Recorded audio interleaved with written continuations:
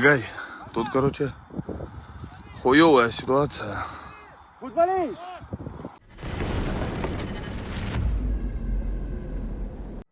Гай, тут, короче. Ukrainian forces delivered a powerful blow deep inside Russia's Kursk region, striking a military column on the Rilsk-Komatovka highway during the night of August 17th. According to Ukraine's defense intelligence, the attack was carried out by FPV hunter-killer drones, leaving the Russian formation in ruins and evoking images of the shattered convoys from the first days of the invasion. OSINT analysts said the strike had hit near the settlement of Zhuryatino. The type of weapon used has not been disclosed, but it is likely to have been high-precision rocket artillery. Among the wounded was Lieutenant General Esedulla Abachev, deputy commander of Russia's North Group of Forces. He was urgently evacuated by military transport aircraft to Moscow, where doctors at the Vishnevsky Central Clinical Hospital were forced to amputate an arm and a leg.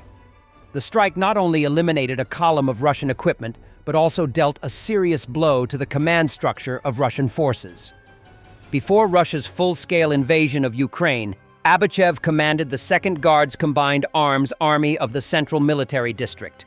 He also took part in the Syrian campaign. For many Ukrainians, the sight of burning wrecks along the Kursk highway serves as a grim reminder and a symbolic echo of Russia's early defeats. Once again, Ukrainian drones have shown that even behind the border, no Russian target can be considered safe. Earlier, on July 10th, it was reported that Colonel Sergei Yuryevich Ilyin, a brigade commander, and Colonel Leonid Viktorovich Bashkardin, chief of staff, had been killed in a Ukrainian strike. That's not all. Ukrainian forces, backed by the 30th Brigade, have struck a major blow in occupied Soledar, destroying a Russian brigade command post with a precision airstrike.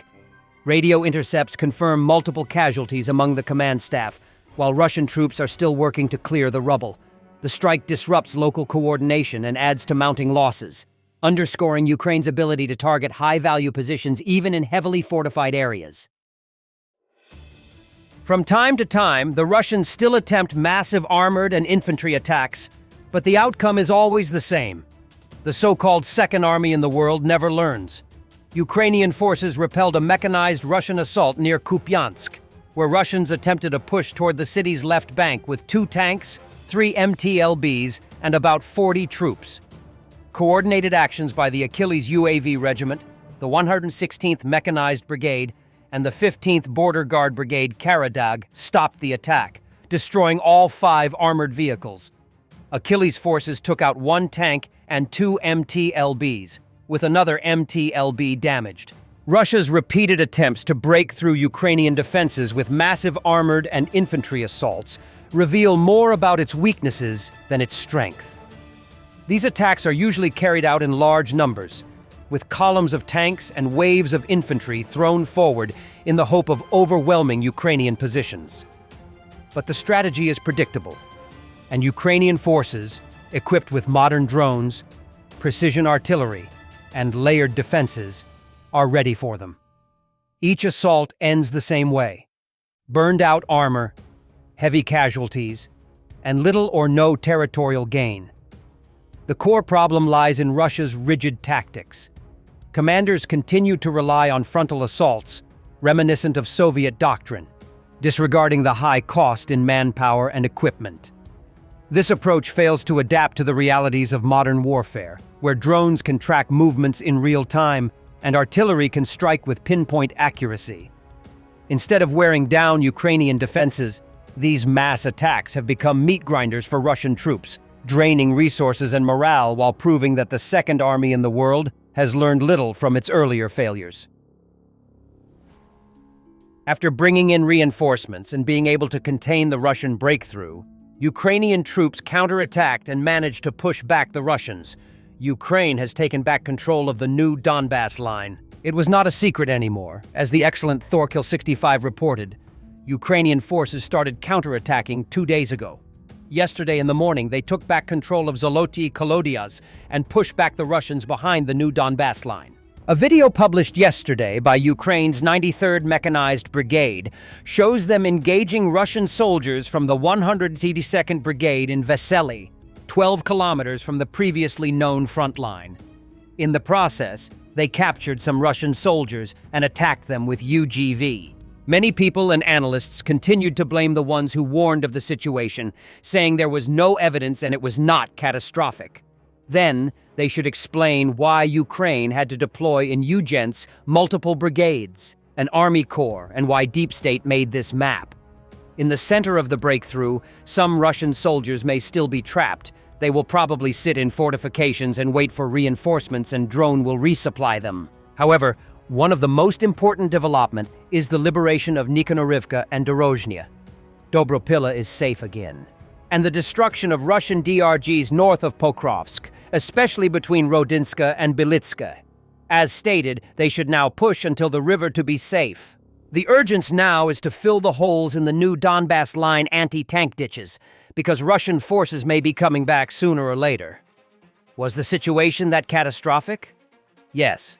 Russian unit broke through the front line and advanced 15 kilometers to the point they crossed on foot all major obstacles. They managed to temporarily cut the Dobropilla-Kramatorsk road and threaten all the central part of Donetsk Oblast front. We can acknowledge a very rapid and good reaction from Ukrainian leadership. Syrsky has assaults groups. Instead of attacking Tetkino in Kursk Oblast, they should rather be used to contain Russian progress and push them back when possible. Ukraine is obviously lacking men in the front line, but not necessarily behind. The war is not lost, and facing a superior enemy is very difficult. The positional warfare we know is slowly switching to a chessboard game, where positions of both sides are mixed. The situation remains very difficult for Ukrainian forces. This counterattack may have depleted other fronts, and Russians are still making progress elsewhere. Putin said he seeks a swift resolution to the war by peaceful means, and claimed his meeting with Trump brought the sides closer to the right decisions. However, he again insisted that addressing the so-called root causes of the war must be the basis for any settlement. Of course, we respect the position of the American administration, which sees the need for a swift end to hostilities. Well, we would like that too. And we would like to move on to resolving all issues by peaceful means. And the conversation was very frank, substantive, and in my opinion, this brings us closer to the necessary solutions. For the first time since Russia's full-scale invasion of Ukraine, European countries have surpassed the United States in providing military-industrial support to Ukraine. This is revealed in a study by the German Institute for Economic Research. According to the findings, from February 2022 to the end of June 2025, Europe has committed at least $35.1 billion, $41.1 billion to weapons production for Ukraine, exceeding the U.S. contribution by $4.4 billion, $5.15 billion over the same period.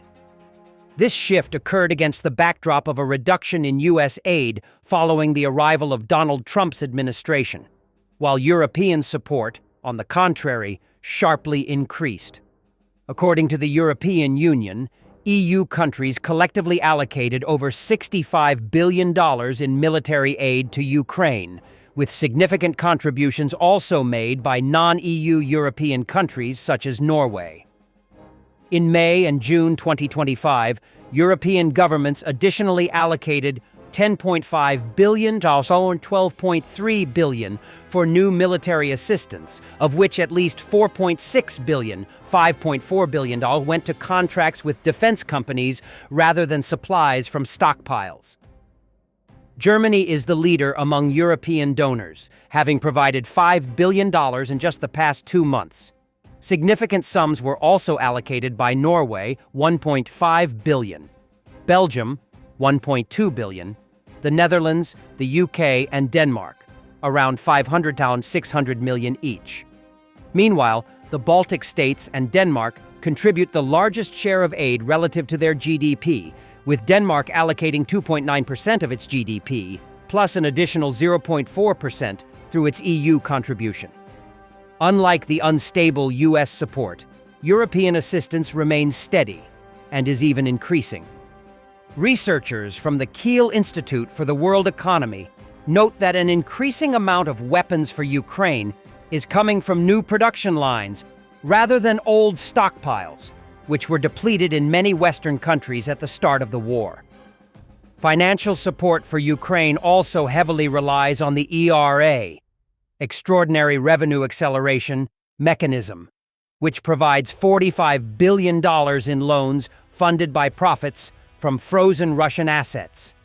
In May-June 2025, the EU allocated $2 billion, Canada $1.5 billion, and Japan $2.8 billion through this mechanism. Militarny previously reported that Germany would finance a $500 million package of U.S.-provided military equipment and ammunition for Ukraine. The German Foreign Ministry explained that the support packages under Pearl would include military equipment that was either not produced by the European industry or could be delivered by the United States faster than by European partners or Canada. Thanks for watching, and don't forget to subscribe. Also, if you want to support Warthog Defense, please become our member and get early access to new videos, exclusive members-only videos, and become administrator in comments section. The membership link is in the description. Rescues every day. We had a guy last week at 6 rescues in 6 days. You know, he's doing the job every day.